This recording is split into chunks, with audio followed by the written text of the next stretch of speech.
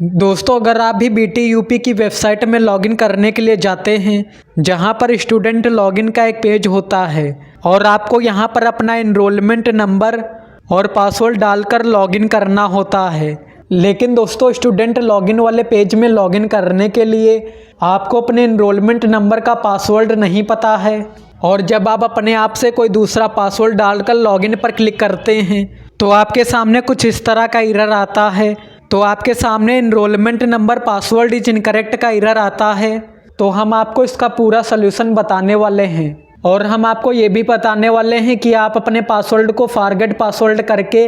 Reset कैसे कर सकते हैं और अपना नया पासवर्ड कैसे बना सकते हैं।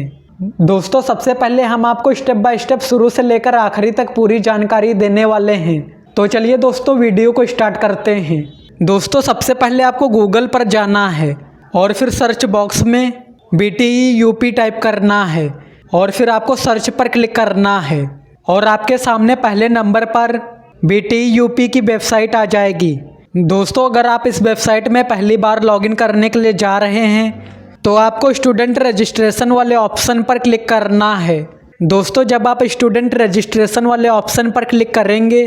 तो आपके सामने स्टूडेंट रजिस्ट्रेशन का एक पेज ओपन होगा, जहां पर इनरोलमेंट नंबर वाले बॉक्स में आपको अपना इनरोलमेंट नंबर लिखना है और फिर आपको वेरीफाई इनरोलमेंट नंबर वाले ऑप्शन पर क्लिक करना है। लेकिन दोस्तों, जब आप वेरीफाई इनरोलमेंट नंबर पर क्लिक करते हैं तो अगर आपके सामने कुछ इस तरह का एरर आता है जिसमें लिखा होता है स्टूडेंट इज ऑलरेडी रजिस्टर्ड, तो इसका मतलब ये है कि आपका रजिस्ट्रेशन पहले से हो चुका है और आपका पासवर्ड भी पहले से बना है। लेकिन दोस्तों, आगे हम आपको वीडियो में पासवर्ड रीसेट करने के बारे में बताएंगे। दोस्तों, जब आप वेरीफाई इनरोलमेंट नंबर वाले ऑप्शन पर क्लिक करेंगे तो नीचे आपकी सभी डिटेल्स आ जाएंगी और फिर ऊपर डेट ऑफ बर्थ वाले ऑप्शन में आपको अपनी डेट ऑफ बर्थ लिखनी है और फिर मोबाइल नंबर वाले ऑप्शन में आपको अपना रजिस्टर्ड मोबाइल नंबर लिखना है। दोस्तों, अगर आपको अपना रजिस्टर्ड मोबाइल नंबर नहीं पता है तो आप उसे ऊपर देख सकते हैं और फिर आपको गेट स्टूडेंट डिटेल्स वाले ऑप्शन पर क्लिक करना है और फिर एक नया पेज ओपन होगा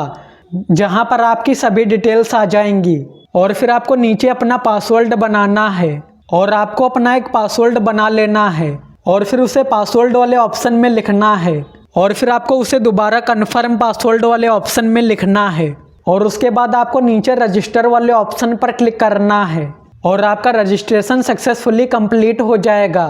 उसके बाद दोस्तों, आपको फिर से स्टूडेंट लॉगिन वाले पेज पर जाना है और इनरोलमेंट नंबर वाले बॉक्स में आपको अपना इनरोलमेंट नंबर लिखना है और नीचे पासवर्ड वाले ऑप्शन में आपको अपना पासवर्ड लिखना है जो आपने अभी बनाया था और फिर आपको लॉगिन पर क्लिक करना है और आप वेबसाइट में लॉगिन हो जाएंगे। लेकिन दोस्तों, अगर आपको अपना पासवर्ड नहीं पता है तो हम आपको आगे पासवर्ड रीसेट करने के बारे में बताएंगे। दोस्तों, वेबसाइट में लॉगिन होने के बाद आप अपना आधार वेरिफिकेशन कर सकते हैं, जिसके लिए आपको आधार वेरिफिकेशन वाले ऑप्शन पर क्लिक करना है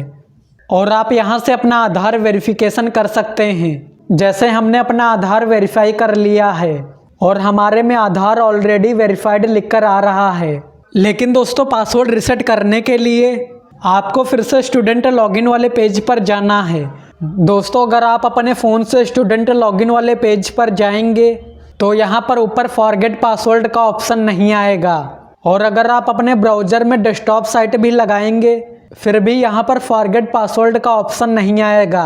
दोस्तों, अगर आप अपना पासवर्ड रीसेट करना चाहते हैं तो आपको डेस्कटॉप कंप्यूटर में बीटी यूपी की वेबसाइट को ओपन करना है और फिर आपको स्टूडेंट लॉगिन वाले पेज पर जाना है। दोस्तों, जब आप स्टूडेंट लॉगिन वाले पेज पर जाएंगे तो यहाँ पर ऊपर फॉरगेट पासवर्ड का एक ऑप्शन आएगा जिस पर आपको क्लिक करना है और आपके सामने स्टूडेंट फॉरगेट पासवर्ड का एक पेज ओपन होगा जहाँ इनरोलमेंट नंबर वाले बॉक्स में आपको अपना इनरोलमेंट नंबर लिखना है और डेट ऑफ बर्थ वाले ऑप्शन में आपको अपनी डेट ऑफ बर्थ लिखनी है और फिर मोबाइल नंबर वाले ऑप्शन में आपको अपना रजिस्टर्ड मोबाइल नंबर लिखना है और फिर आपको गेट स्टूडेंट डिटेल्स वाले ऑप्शन पर क्लिक करना है, जिसके बाद एक नया पेज ओपन होगा जहां से आप अपना पुराना पासवर्ड चेंज करके नया पासवर्ड बना सकते हैं और फिर आपको अपडेट पासवर्ड वाले ऑप्शन पर क्लिक करना है और आपका नया पासवर्ड बन जाएगा। जिसकी मदद से आप स्टूडेंट लॉगिन वाले पेज में आसानी से लॉगिन कर सकते हैं। दोस्तों, अगर आपको कोई प्रॉब्लम हो तो आप नीचे कमेंट में बताइएगा।